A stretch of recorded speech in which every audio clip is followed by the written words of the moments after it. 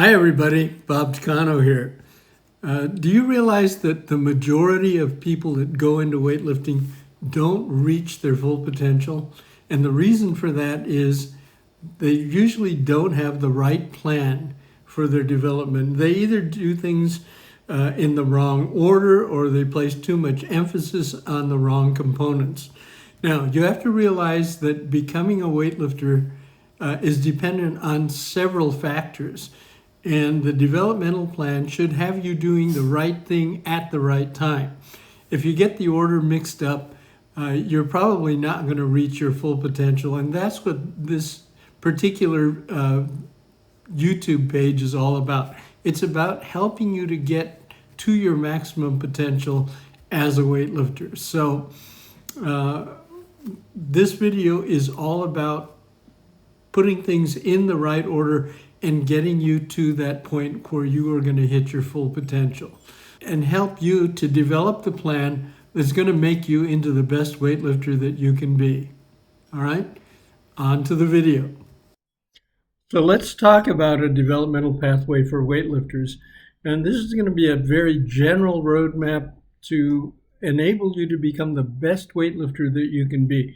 And by the way, that's an underlying theme in all of the videos that I have been posting and that I will post in the future. I want you to become the best weightlifter that you can possibly be.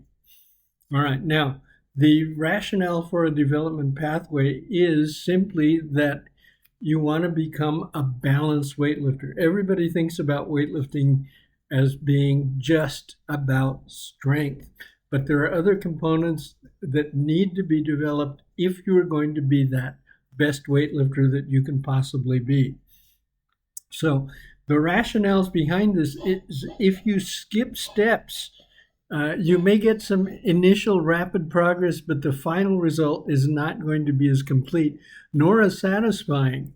And then the progress will begin to slow down or stop prematurely. So instead of getting to your maximum at a certain number of years after you start training, you'll stop and you won't be able to go further than that because you are not balanced.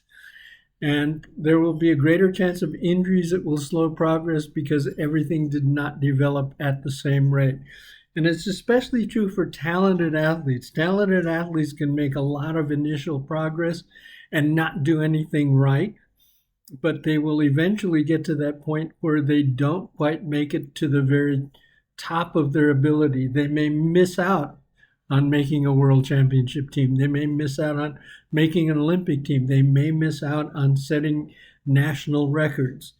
All right. So they may make initially very fast gains, but they may not reach their potential if they are not balanced. Okay, so let's talk about some things that raw beginners can do before they begin actual weightlifting training. So there are 5 spheres of emphasis. One is athleticism, 2 is conditioning, 3 is competitiveness, then lifestyle and technique. And you have to have all of these things in place in order to be the best weightlifter that you can possibly be. The first one is athleticism, and this largely has to do with body awareness, so that you know where each part of your body is during the course of a movement. And of course, that changes. Now, we know that youngsters, pre-pubertal youngsters, can develop these qualities. We see it with gymnasts, we see it with martial artists, we see it with divers, we see it with dancers especially.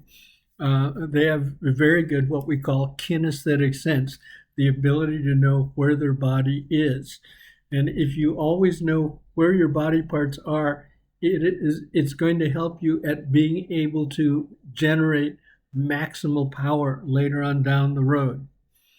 Conditioning, and I admit this is not a very good slide for conditioning, but when we talk about conditioning, the goal we want to work toward is being able to have a heavy training load on a given day and then to have an equally heavy training load the next day. Okay, so you need to start doing things that are going to improve what we call anaerobic endurance, which means you're able to perform activities that require maximum power output, and then can you do it again soon after, and then can you do it again the next day. So that's the type of conditioning that we're talking about. It isn't aerobic conditioning, which a lot of people confuse with actual conditioning, or a lot of what the types of things that people do in CrossFit, where they just work to complete exhaustion. Okay. All right. And then competitiveness. Competitiveness is the ability to perform under pressure on demand. So if we say that a competition is going to be this Saturday, you're going to weigh in at 12 o'clock, you're going to lift at 2 o'clock.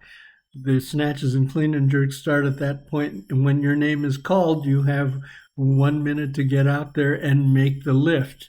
So it's performance on demand, and the ability to do that, it's a learned trait. Some people pick it up faster than others, but not everyone does at the same rate, but you can learn to do it. And this thing is lifestyle. So lifestyle means you know how to live a very regular life. You know when you're going to eat, you know when you're going to sleep, you know when you're going to take care of your body as far as hygiene goes, and you know when you're going to be training. Okay?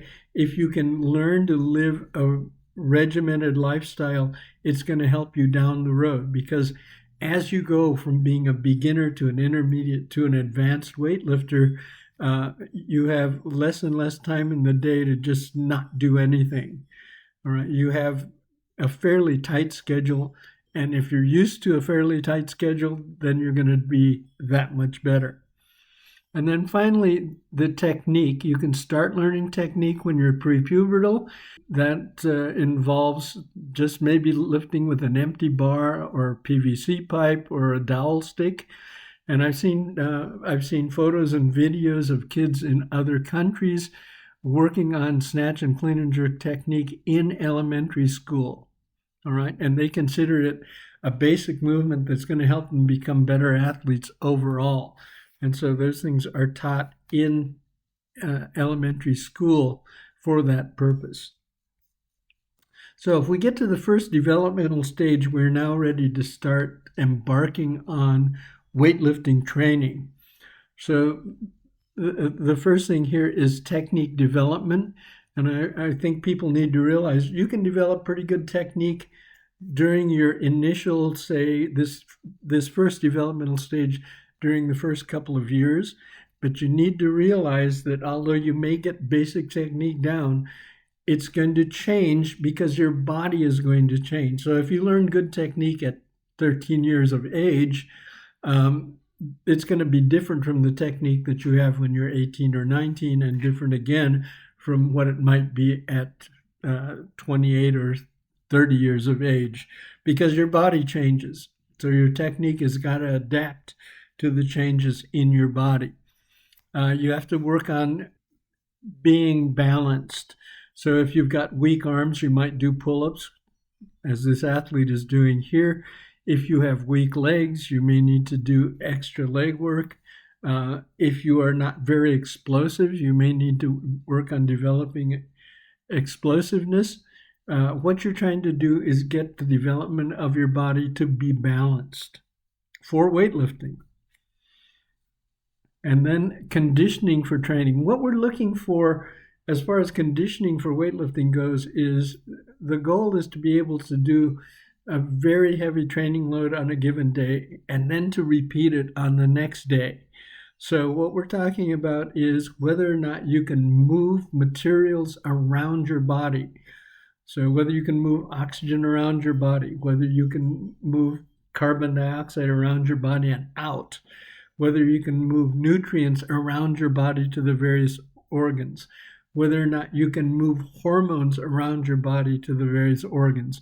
So all of that requires working on improving your circulation, improving your lungs. Those things can be done very well during initial stages. Now, this lifestyle development is something that's going to take a while, especially if you come from a rather undisciplined background. But the more you develop a disciplined, regular regimen, the easier it's going to be as you become a more advanced athlete, because you need to include all of these things. You need to eat a certain number of times per day. You need to train at a certain time during the day. You need to recover from the training at a certain time during the day, and you need to sleep a certain number of hours. So the more work you can do toward developing that regular lifestyle, the faster your development is going to be. And then performance mastery, where you learn how to use a competition as a tool to enable you to perform at the highest levels. All right, and good athletes do that. Good athletes crave competition because it enables them to lift their game.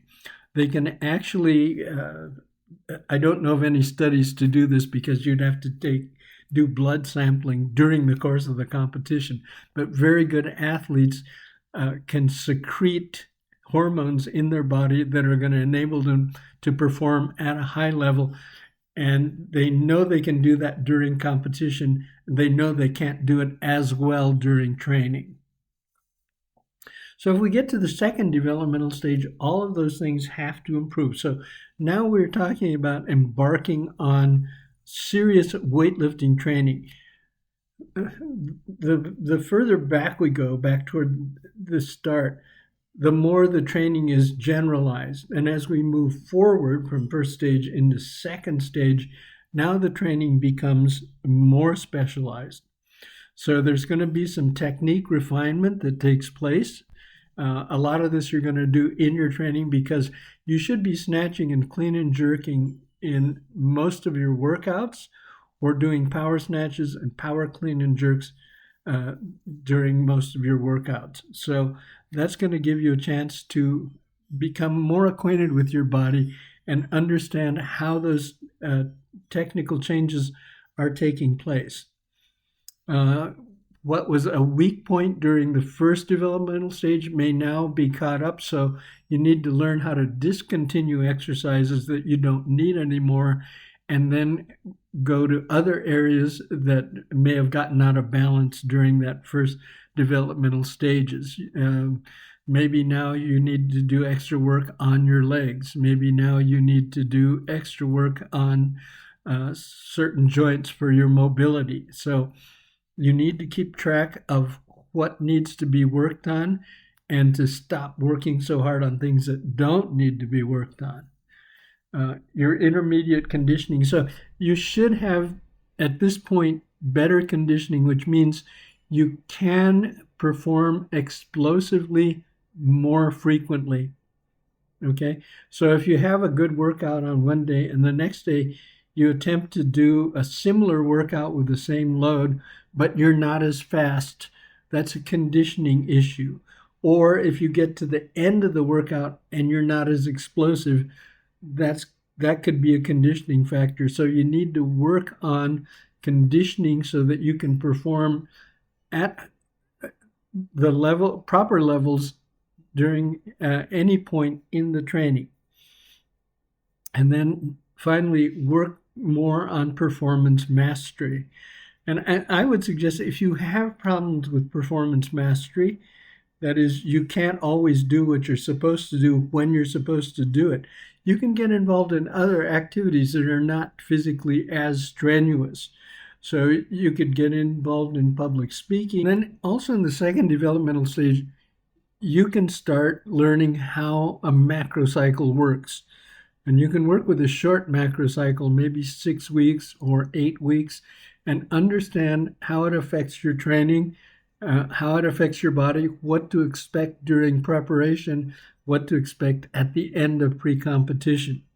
So this type of programming needs to be done by a coach with some experience. It's learning that process of programming.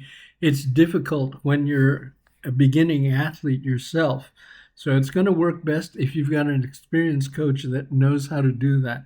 But once you understand how the macrocycle works, you're going to expect it to elevate you when it comes to competition. Finally, in the third developmental stage, now you've kind of had some experience at how these various components are involved. You can go ahead trying to improve that. So in the third developmental stage, your technique will be more refined. And we're talking about now maybe the fourth or fifth year of lifting. You may learn a few things that you didn't realize before. One of the things that I've mentioned before is that lifters tend to grip the bar very tightly, and then when they go under the snatch, they can't extend their arms as quickly because they're squeezing on the bar. So you learn how to relax your grip. And by the way, it used to be in the rules that you couldn't move your hands, change your grip in the snatch during the course of the movement, but that rule has been changed, so you can do it. So you can actually pull with a closer grip and then move your hands out during the course of the movement. So that's like a little technical refinement, and there are other ones, of course, also that you may figure out. And then lifting specialization. During this third developmental stage, you're now going to be making your training more focused on performing better at the lifts. So there won't be as much general conditioning. There will be more specialized conditioning because you don't need the generalized. You need the specialization right now. Advanced conditioning, this means, again, that you're working on your recovery. So you're not necessarily doing things that are going to change your body or your ability to recover, but you are going to be doing things that are going to help you to recover. And this falls into the area of hygiene and also things like self-massage. And as we go into recovery mastery, you may be involving athletic massage and the use of various kinds of hydrotherapy like jacuzzi or cryonics or hot and cold showers, those types of things. You may need to learn to use them and use them with greater frequency in order to help you get ready for your next training session.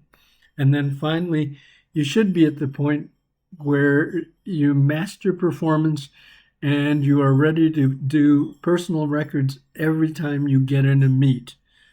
Okay? So that sums it up. And I realize it's very general, but if you can have somebody that will help you along, a former lifter who has gone through all of this can be helpful. The best solution would be a coach who is used to developing lifters. I've figured out all of this information because I've coached thousands of lifters. And so that's where this information comes from.